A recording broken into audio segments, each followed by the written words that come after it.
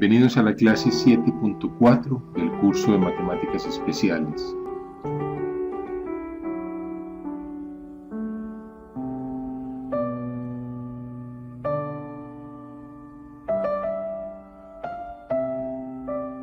En la clase pasada dedujimos la ecuación del calor para una barra cilíndrica, haciendo un análisis de balance de energía y utilizando el principio o ley de Fourier. Entonces, recordemos, habíamos llegado a esta ecuación diferencial, la segunda derivada, la derivada parcial de u con respecto a x2 es igual a 1 sobre delta por la primera derivada de u con respecto a t, donde aquí t representa mayor que 0 la temperatura de una barra de longitud L. Entonces tenemos una barra de longitud L como se muestra en la figura. Entonces la X va a variar entre 0 y L. Tenemos esta entonces es la ecuación del calor para la barra y nos falta, como en el caso de la cuerda vibrante, determinar qué condiciones iniciales podemos tener. Bueno, aquí podemos tener una serie de condiciones iniciales distintas a las que teníamos en el caso de la otra ecuación diferencial que regía el movimiento de una cuerda. Recuerden que esa ecuación diferencial tenía segundas derivadas a este lado también y tenía los extremos de la cuerda atados permanentemente y una cierta forma de la cuerda cuando t igual a 0, era igual a 0. Bueno, entonces aquí también tenemos unas condiciones iniciales. Por ejemplo, tenemos una cierta distribución de temperatura en la barra. Entonces tenemos una distribución de temperatura. Una distribución de temperatura, pues bueno, esta distribución de temperatura va a estar dada por una cierta función inicial. Entonces, simplemente lo que tenemos es que u en t igual a 0, una distribución de temperatura en el instante t igual a 0, o sea, cuando comienza el proceso, comienza el calor a fluir a lo largo de la barra, entonces esta distribución de temperatura está dada por una cierta función f de x. Esta es una función dada. Muy bien, ese es un dato que necesitamos conocer. Y aquí vamos a suponer al principio, entonces, como condición de frontera, vamos a suponer que la temperatura en los extremos de la barra se mantiene constante. O sea, la temperatura, como se muestra en la figura, pensemos que la barra está aislada. Ustedes pueden pensar que es una barra metálica, hecha de algún material, piensen, no sé qué, una barra de cobre, asociada. Entonces, a esta ecuación teníamos una constante delta, recordemos, esa constante delta era una cierta constante kappa de difusión térmica sobre el calor específico multiplicado por la densidad de la barra. Esto es algo propio de cada material. Entonces, delta es una constante que depende del material. Muy bien. Y entonces tenemos que las condiciones de frontera que vamos a poner es que vamos a mantener los extremos de la barra aislados. Piensen que los extremos de la barra, por ejemplo, se mantienen en hielo de alguna forma, aislados del resto de la barra. Y la pregunta es entonces, ¿cómo fluye el calor? ¿Cierto? La pregunta que queremos responder es, ¿cómo fluye el calor a lo largo de la barra? ¿Cómo fluye este calor? Pues bueno, entonces para responder la pregunta tenemos que resolver la ecuación diferencial en cuestión sujeta a estas condiciones iniciales y condiciones de frontera. Obviamente ustedes se preguntarán, bueno, esto es algo caprichoso, sí. Vamos a ver que distintas condiciones de frontera nos inducen soluciones distintas. Entonces vamos a tratar este caso que es representativo y es quizá el caso más elemental y nos permite, después de que analicemos este caso, nos va a permitir los métodos que vamos a usar, los vamos a poder extrapolar para hacer otros casos un poco más complicados. Bueno, entonces muy bien, ¿cuál va a ser el método para resolver la ecuación? El método va a ser el mismo, separación de variables. Entonces vamos a usar el método de separación de variables, recordemos, vamos a suponer que u de xt, la función, tiene la forma un producto f de x por g de t, o sea, son productos de dos variables cada una, de dos funciones cada una con una variable distinta. Esto es lo que se dice, que las variables sean separadas, ¿cierto? No hay una función que conjugue a las dos, sino que cada función vive de manera independiente y la u vive como un producto de dos funciones, cada una de una función. Entonces vamos a suponer que u tiene esta forma. Entonces, simplemente al cambiar u en la ecuación diferencial del calor, esta pues que tenemos más arriba, entonces, en esta ecuación diferencial, al cambiarla aquí, entonces vamos a obtener entonces lo siguiente. Entonces tenemos que computar la segunda derivada, computémosla por pasos. Entonces miremos la segunda derivada de u con respecto a x va a ser ¿quién? Bueno, la primera derivada va a ser simplemente f' de x por g de t, que se comporta como una constante. Y al tomarla otra vez la derivada, pues la única función que contiene a x es f, entonces volvemos a derivar a f, y nos queda que la segunda derivada de u con respecto a x va a ser la segunda derivada de f por g de t. De igual manera, la primera derivada de u con respecto a t va a ser f de x por g' de t. Muy bien. Entonces tenemos esas dos, vamos a sustituirlas en la ecuación del calor. Entonces la traigo aquí a colación otra vez, aquí está la ecuación arriba. Entonces nuevamente podemos sustituir y nos queda entonces que segunda derivada, que es f segunda de x por g de t, igual a 1 sobre delta por du de t, que es f de x por g' de t. Muy bien, estoy leyendo entonces la ecuación, segunda derivada de u con respecto a x, que es este término, igual a 1 sobre delta por la primera derivada de u con respecto a x, perdón, con respecto a t, primera derivada, que es f de x g'. Entonces, nuevamente, separamos las dos funciones, es decir, escribamos esta ecuación de una manera equivalente como f segunda de x sobre f de x igual a g' de t sobre delta g de t.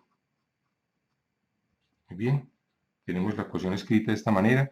Entonces noten que este término que hay aquí, este solo depende de x. Solo depende de x. Mientras este término que hay aquí, solo depende de t.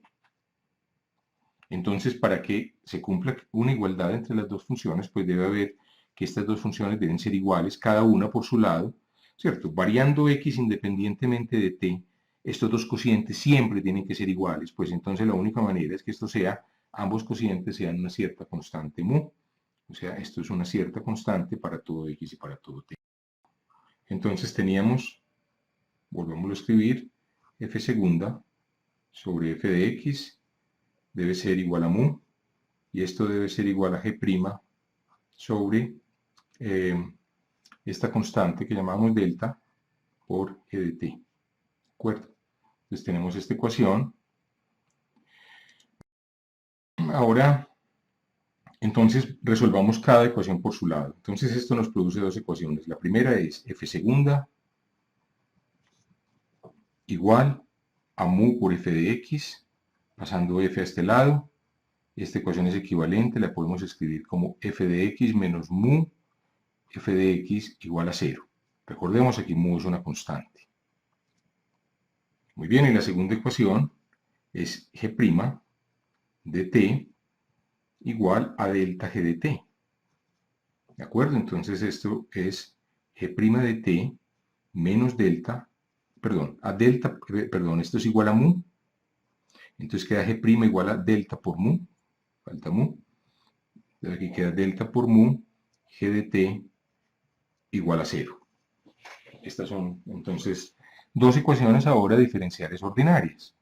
Entonces volvemos a hacer el mismo análisis. Queremos que en el caso de la cuerda, ¿cierto? Queremos la solución que tenga la forma de variable separada, f de x por g de t, y miremos una condición inicial. Primera, queríamos que la temperatura de la barra en 0 se mantiene constante para cualquier t, es igual a la temperatura en el otro extremo L para cualquier t, y esa temperatura es 0.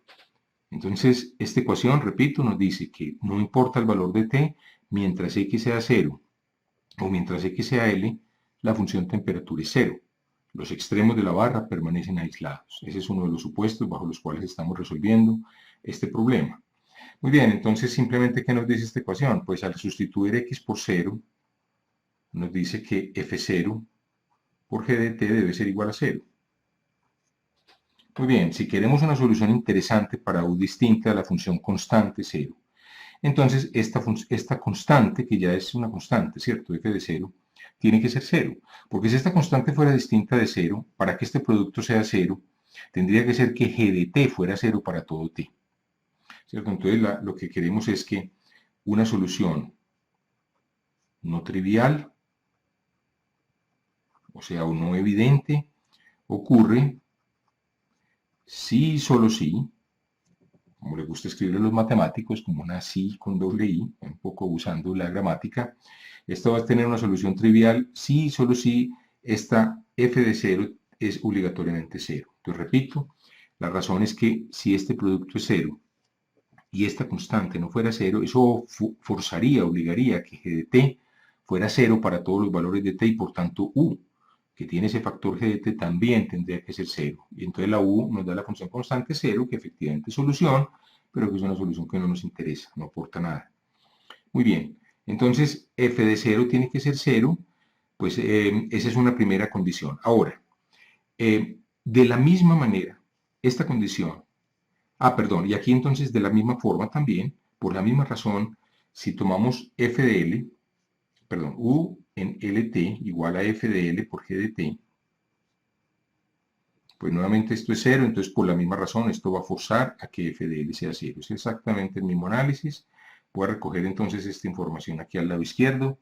F de 0 es 0 y f de l es 0. Muy bien.